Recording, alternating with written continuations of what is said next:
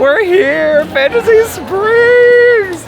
I am so excited to finally be here. Hey everyone, welcome back to the channel. Today we're experiencing for the very first time Fantasy Springs at Tokyo DisneySea. This brand new land opened back in June 2024 and access to Fantasy Springs has been super limited. Luckily, we booked a vacation package which not only got us into Fantasy Springs, but also gave us unlimited priority pass access to the rides inside the land. So come along as we show you everything from delicious food to breathtaking rides and everything in between. Good morning. We're staying at the Tokyo Disneyland Hotel, and we got up early to get to our reservation at the Sherwood Gardens restaurant. This is a traditional Japanese-style buffet that had a lot of fun Disney-themed food. I'm so sorry. Those are tail. You're right. Sorry about it. Not the kids play. Yes, the kids play. Domestic rice. I don't know what this is, but it looks good. We had a reservation for 6:30 in the morning because we wanted to get in line for Tokyo DisneySea as early as possible. The lines in Japan can get very long, and we wanted to get into the park first thing. In hindsight, that was unnecessary because, as I said before, we had fast passes for every ride in Fantasy Springs, so there was no point in us getting there early to wait in line in the freezing cold. Anyway, that's beside the point. We jumped on the Disney Resort Line monorail and headed over to DisneySea. A little cold? Yeah, it's a little chilly. Yeah, a little chilly. Rye's even a little bit chilly. It's a bit we got here super early. So why didn't we run back to the room to grab jackets? We will never know. It's gonna be a busy day. Thank you. You need to calm down, sir. You need to calm down. I'm too excited. Yeah, you are. There's Mickey! Look! We're here, Fantasy Springs! I am so excited to finally be here. The entrance to Fantasy Springs is a rockwork archway which features the characters that are heavily represented in this park. Those characters are Peter Pan, Anna and Elsa from Frozen, and Rapunzel from Tangled. The longer you look at this rockwork formation, the more Easter eggs and small details you'll see. Entering the land, we discovered that it wasn't a big hub with like the different lands outside of that. It's more of a wandering path through a forest. So when you enter, you really are in Peter Pan's forest, and you see a big pirate ship, which is Captain Hook's pirate ship on a lagoon, and Skull Rock. And to your left, you'll see the mountains from Peter Pan. Below the mountains are actually the entrance to Peter Pan's Flight, which is the first ride we did when we got into the land.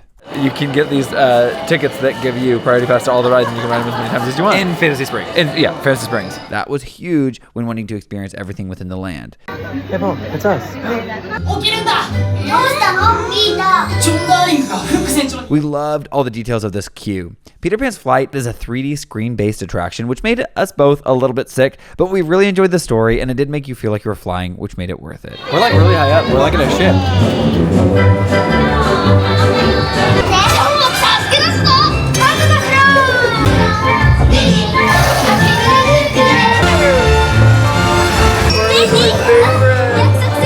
That was so precious. My heart. Oh, it's like soaring and everything went with Peter Pan and you're in a ship. Our favorite parts of this ride were that queue, actually, and pre-show. After riding Peter Pan, we headed over to Captain Hook's pirate ship. I'm just so happy. And you can actually climb aboard and try your hand at sailing. Or just take some photos, which is what we did. Beyond the pirate ship is the humble forest where Rapunzel's tower is hidden. It's a lantern festival. But look at this. Are you kidding me? I can't believe it. Look, it's the boats. The boats. And look, there's Rapunzel. Yeah, that would be a fun cosplay. That would be really fun to do. The twins, red hair. It's happening.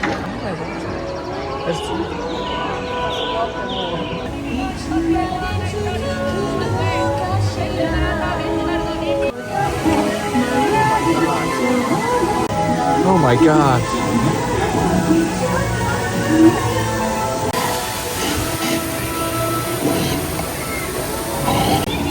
That's an animatronic. This is so good.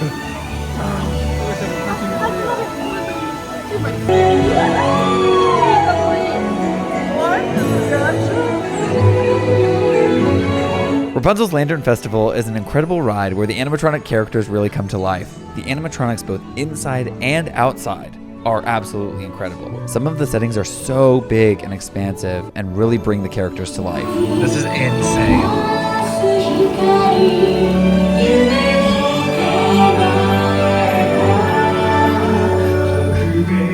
My one problem with this ride is the length. It is very cute, but very short. That being said, it is a must-do with the right expectations. But even with the wrong expectations, we left giddy with excitement. It was so much fun. Those animatronics were on another level. That ride is on another level. That ride is animation made real. I swear, that was amazing. We made a quick pit stop at the Snuggly Duckling for some coffee. No, the duck. Oh, yeah. The duck up there. Hey, kakoi.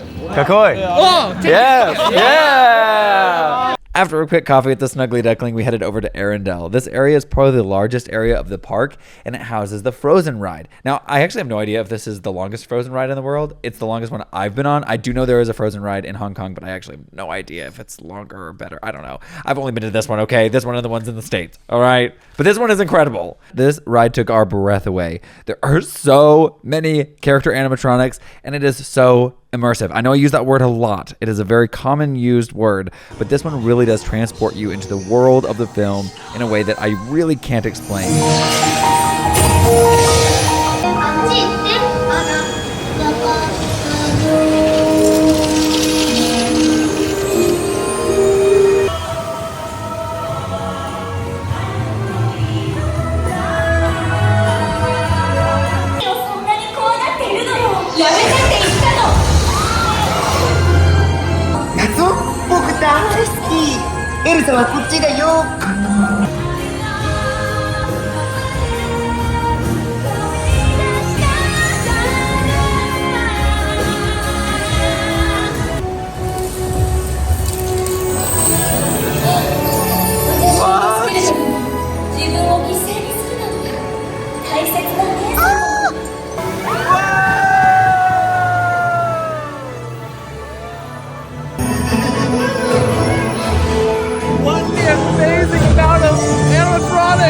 Animatronics are out of this world.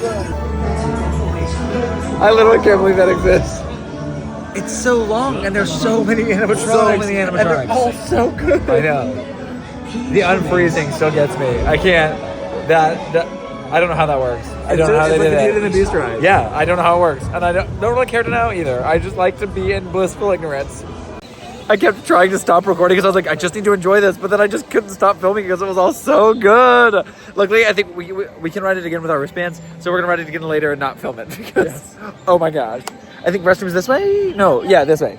Arendelle! Once we left the ride, you actually enter into Arendelle, which is just a fancy facade for a bathroom. But for a fancy facade for a bathroom, it is incredible. It has a cool view of the castle. It also has these cool little town shops. This was the place to take photos. This is where everybody was taking pictures. It was like photo op spot. Bathroom pics. If you explore behind Arendelle, you'll actually find the courtyard outside of the Fantasy Springs Hotel. First off, the Fantasy Springs Hotel is absolutely stunning and quite unlike anything I've ever seen before. But it also has a rock garden out front, which plays homage to all the different Walt Disney animation features. Obviously not all of them, because there's too many. But there was a lot of classics that were represented, like Fantasia and Sorcerer Apprentice Mickey, Alice in Wonderland, The Little Mermaid, Aurora from Sleeping Beauty, Cinderella, and so many more.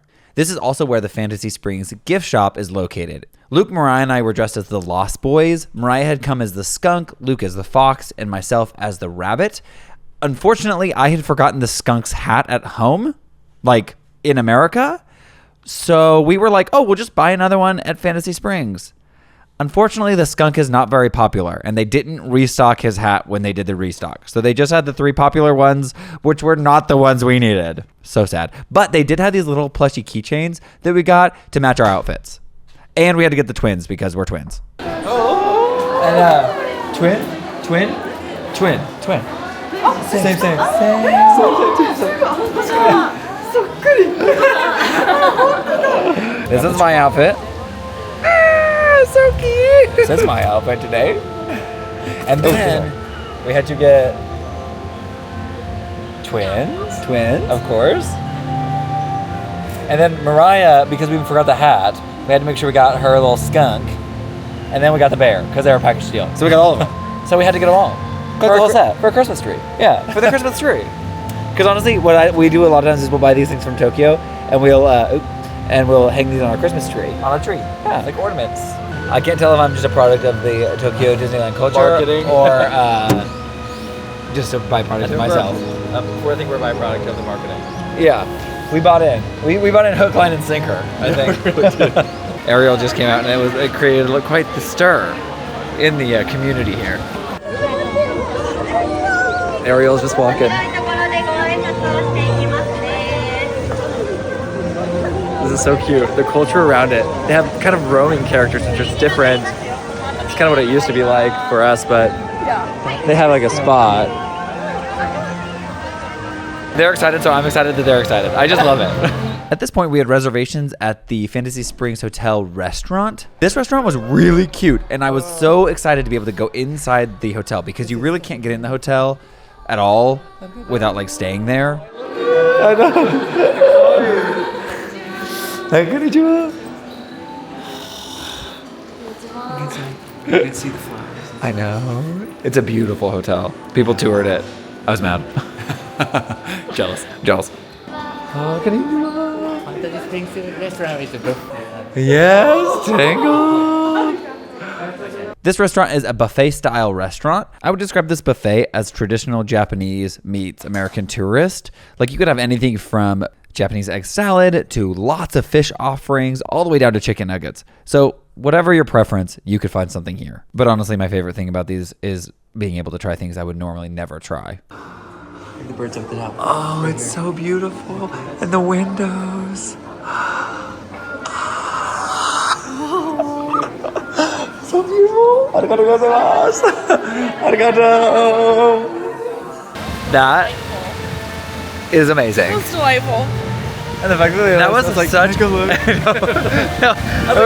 never forgive myself if I don't. If you don't ask, just go look. I just gotta look inside. I was so scared to film. I was like, I don't let anyone be over here.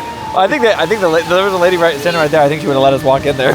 Probably. I just didn't want to overstay my welcome. I know. Well, because I don't know if we're supposed to. Like, you're supposed to just go to the restaurant. That's why they have so much tight security. Yes. Like, you're really not You're supposed to go there. Whereas like Disneyland Hotel, anybody could walk in. Right.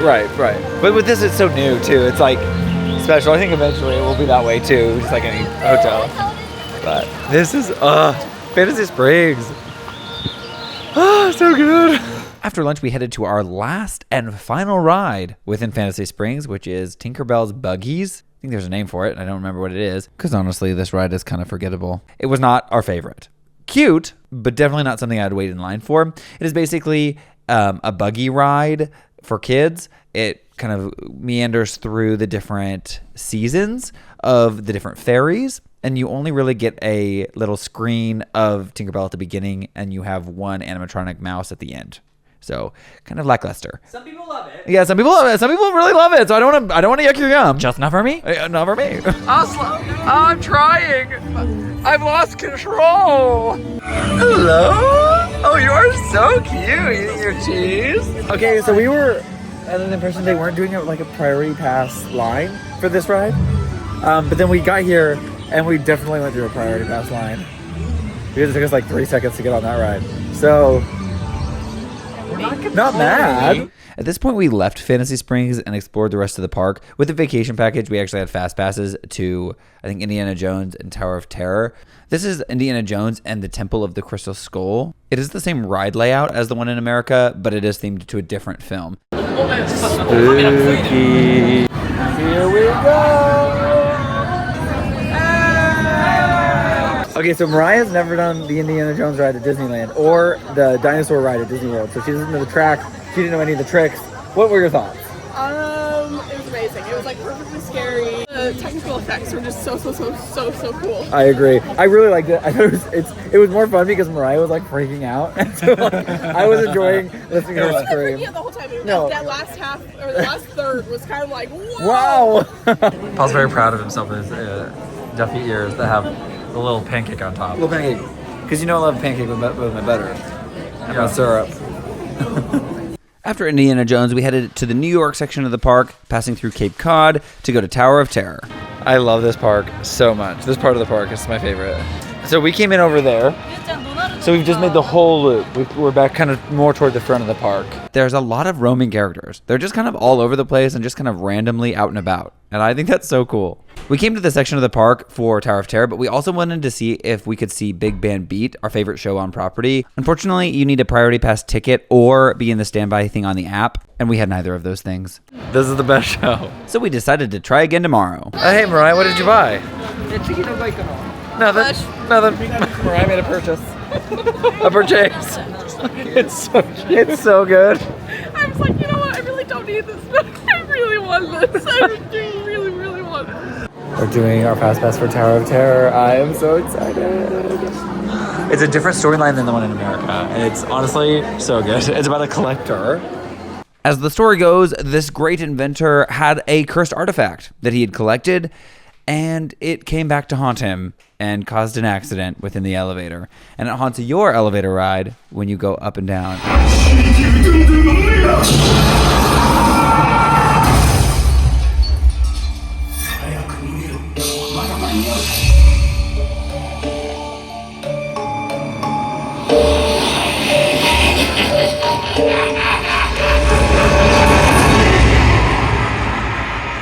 Spooky. 10 out of 10 would recommend this ride regardless of whether or not you've ridden it in the States. It is very well themed, super fun, and worth the ride. Yesterday we were eating, and I was trying to figure out this situation where I wanted Mariah to take pictures of us at our first meal. But then I'm looking back at the photos, and like, we're doing the same thing. We're doing the same thing. We're doing the same thing. Literally our hands. And we're doing, I was like, there's 4 pictures in a row. It's like we're eating it. It's like I was like, we didn't try that, did we? No. That's funny. Oh my god. This is so beautiful. I know, it's crazy. Wonderful. This time of day is my fave. I want to go over here tomorrow. We're going to go over here to this area. I am simply amazed by the design of this park, specifically the Jules Verne area of the park. You basically have to walk through it to go most places within the park, and it is such a stunning experience. Every hour the volcano erupts. It's a really cool effect that ties the whole story together. How cool is that? My eyes are so cool, my eyes are watering. We stumbled into Ariel's Grotto. It is a under the sea carnival where you get to ride on fishies and there's cool drinks and snacks. We really enjoy this area of the park for the vibes. I don't think I've ever ridden a single ride here, but I've spent quite a bit of time in this area of the park. We got a specialty drink here at Sebastian's. Taking advantage of that drink package. We've been drinking a lot of coffee though. I'm just trying. I need to get some of the specialty drinks. Yeah. So I got a sparkling jelly Jane. I'd give this drink 6 out of 10. It was good.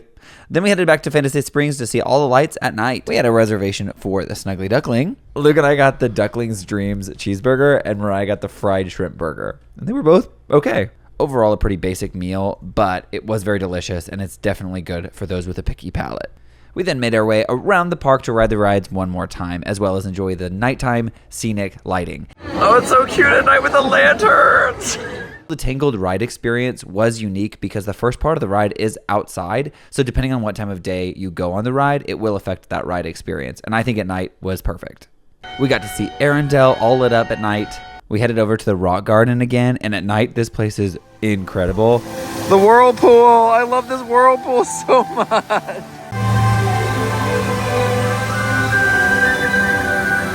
So pretty.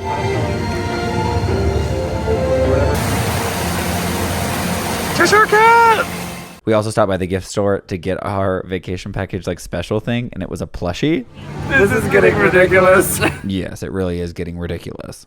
After riding all of the rides at Fantasy Springs, we headed on out of the park, but on our way we hit Simbads. This ride has a long history, and I'm not going to get into it here, but it is a very amazing animatronic based ride, kind of like Small World, and it's a boat ride with cool animatronics, but it does tell the story of Sinbad and his little character friend. Technically, this whole ride was one way.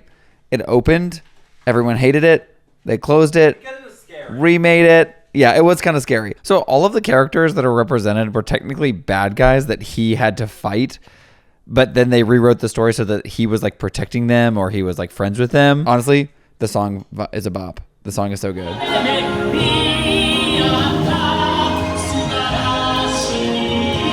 Just hanging out in Agrabah.